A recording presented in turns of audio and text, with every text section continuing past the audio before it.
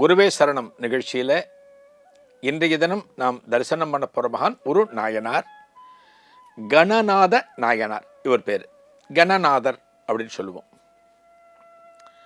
பொதுவாக கணநாதன் அப்படின்னா விநாயகனுக்கு ஒரு பேர் உண்டு, கணநாதன் சொல்லுவோம். கைலாசத்தில் சிவகணங்கள் அத்தனை பேருக்கும் தலைவனாக காணப்படக்கூடியவர் கணநாதர். இவர் தான் அந்த கணநாதர். சிவபெருமான் கடைசியில் இவருக்கு அப்படிப்பட்ட ஒரு பேற்றை கொடுத்திருக்கிறார். இந்த கணநாதர் எங்க பிறந்தார் அப்படின்னா சீர்காழி. ஞானசம்பந்தர் பிறந்தார் இல்லையா, சீர்காழி. அதே சீர்காழியில அந்தனர் குடும்பத்தில் பிறந்தவர். ஞானசம்பந்தரோடு சமகாலத்தவர்கள். இந்த கணநாதர் ஞானசம்பந்தரை வணங்கி அவருடன் ஒரு தோழமையுடன் இருந்ததாக சொல்லப்படுகிறது. இந்த கணநாதருக்கு இவரோட பூர்வாசிரம பெயர் என்னன்னு தெரியல, அப்பா அம்மா வச்ச பேர் எதுன்னு தெரியல. கணநாதர்ங்கிற பேர் தான் நிலச்சிருக்கு. நீங்கள் பல நாயன்மார்களோட சரிதத்தை பார்த்தாலுமே அவர்களுடைய பூர்வாசிரம பெயர் தெரியாது. மெய்ப்பொருள் நாயனார் அப்படின்னு ஒருத்தர் திருக்கோவிலூர் தொடர்புடையவர், ஒரு ராஜா. மெய்ப்பொருள் அப்படின்னா மெய்னா உண்மை, பொருள்னா ஆப்ஜெக்ட்.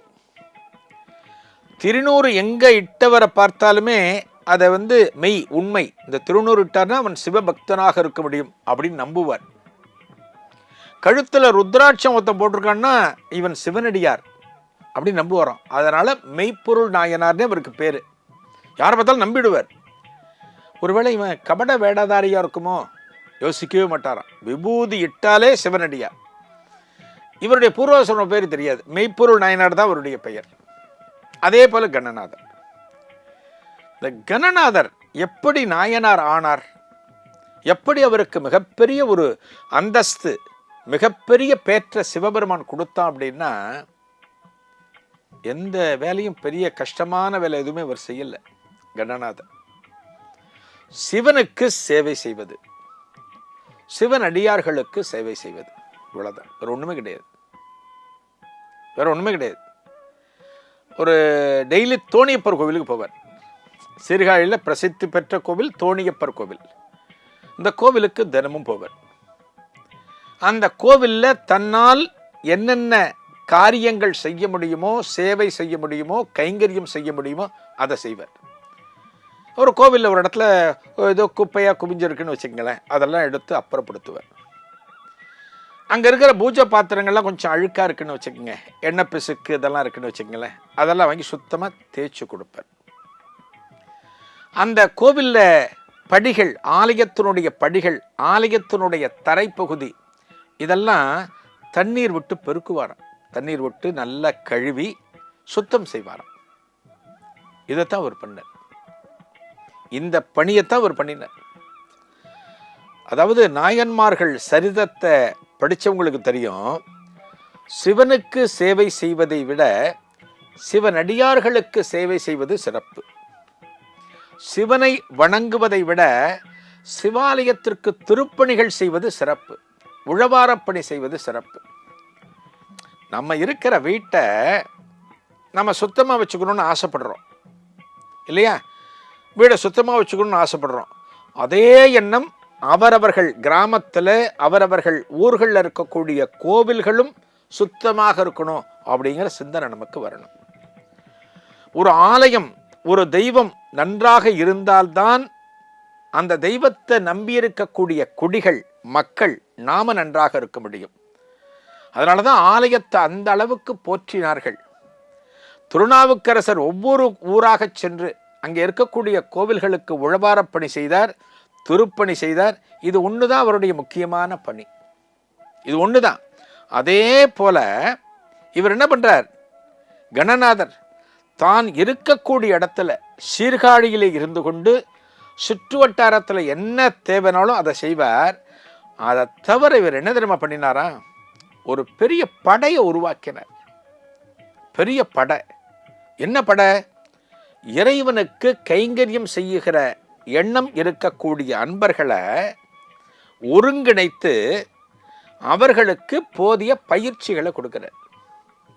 இன்னைக்கு சொல்கிறோம் இல்லை, எம்ப்ளாய்மெண்ட் எக்ஸ்சேஞ்ச் எல்லாம் சொல்கிறோம்.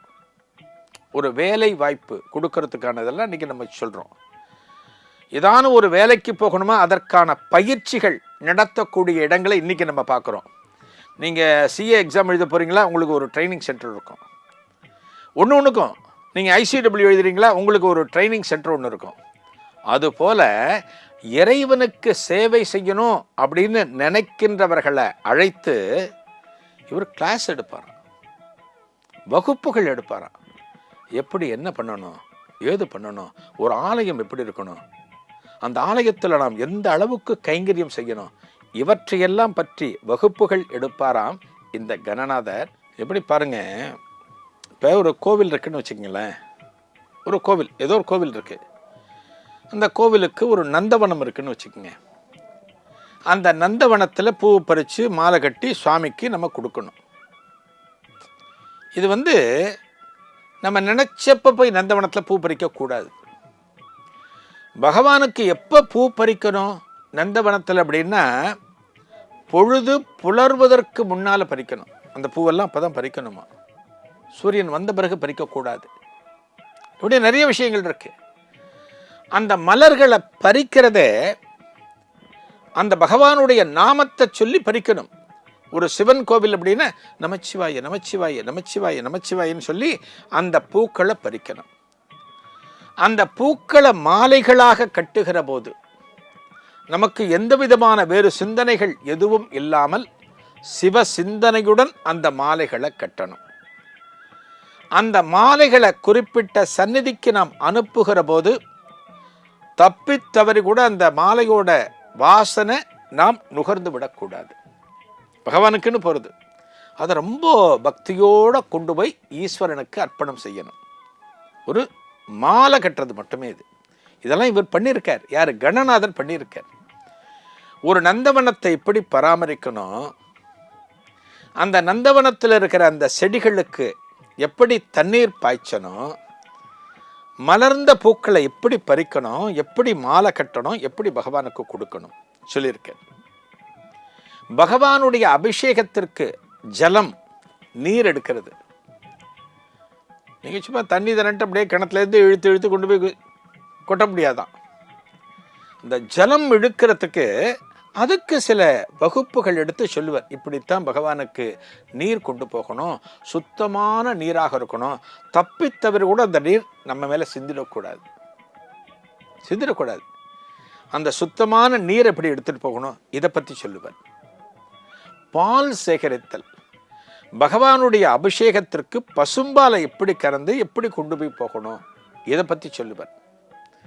இப்படி பார்த்தீங்க அப்படின்னா ஒவ்வொன்றுக்கும் வழிவகைகள் வைத்து இப்படித்தான் இதை பண்ணணும் அப்படிங்கிறத பலரையும் வரவழைத்து வகுப்புகள் எடுத்து பல பேரை உருவாக்கினார். அந்த காலத்தில், கணநாதர் வாழ்ந்த காலத்தில் இப்படி பல பேரை உருவாக்கினார்.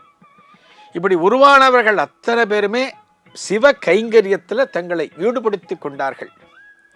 இந்த கணநாதருக்கு நன்றிகள் சொன்னார்கள். ஏன்னா எங்கேயோ போக வேண்டிய வாழ்க்கையை ஒரு திசை மாறி போகச் செய்யாமல் நீங்கள் இந்த பணியில் எங்களை ஈடுபடுத்த வைக்கிறீங்களேன்னு கணநாதருக்கு நன்றிகளை சொன்னார்களாம். இதில் பாருங்க, கணநாதர் கல்யாணமானவர், இல்லறத்திலும் இருந்து கொண்டு. சில பேர் என்ன பண்ணுவாங்க, சுவாமி காரியமா எனக்கு கல்யாணமே வேண்டாம்பாங்க. அப்படி கிடையாது. இல்லறத்திலும் இருந்து கொண்டு இறைவனுக்கு உண்டான இந்த அறத்தையும் கணநாதர் பலருக்கும் சொல்லிக் கொடுத்தார்.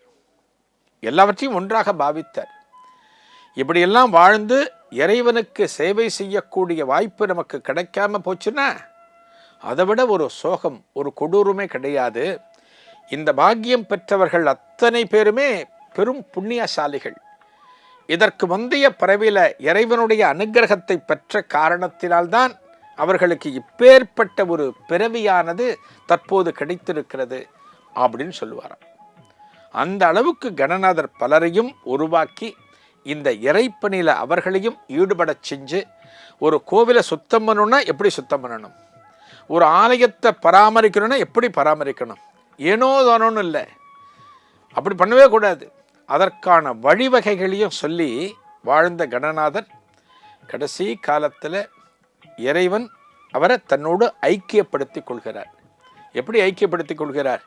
அப்பா, நீ இவ்வளவு காலம் பூலோகத்தில் கைங்கரியம் பண்ணின, பூலோகத்தில் என் தொடர்பான பணிகளை நீ சிறப்பாக செஞ்ச, உன்னை நான் கைலாயத்திலே வச்சுக்கிறேன், கைலாயத்தில் இருக்கக்கூடிய கணங்களுக்கு தலைவனாக நீ அங்கேயே விளங்குவாய். ஏன்னா ஒரு கெப்பாசிட்டி இருக்கு, தலைவராகக்கூடிய ஒரு பவர் அவர்கிட்ட இருக்கு, பலரையும் ஒழுங்குபடுத்தக்கூடிய ஒரு பணி அப்படின்னு சொல்லிட்டு பகவான் அவரை கைலாயத்துக்கு கொண்டு போயிட்டாராம். அப்படிதான் இறைவனோடு கலந்தார் கணநாதர். இந்த நாயன்மாரதருள் அனைவருக்கும் கிடைக்க வேண்டும் என்று பிரார்த்தித்துக் கொள்கிறேன்.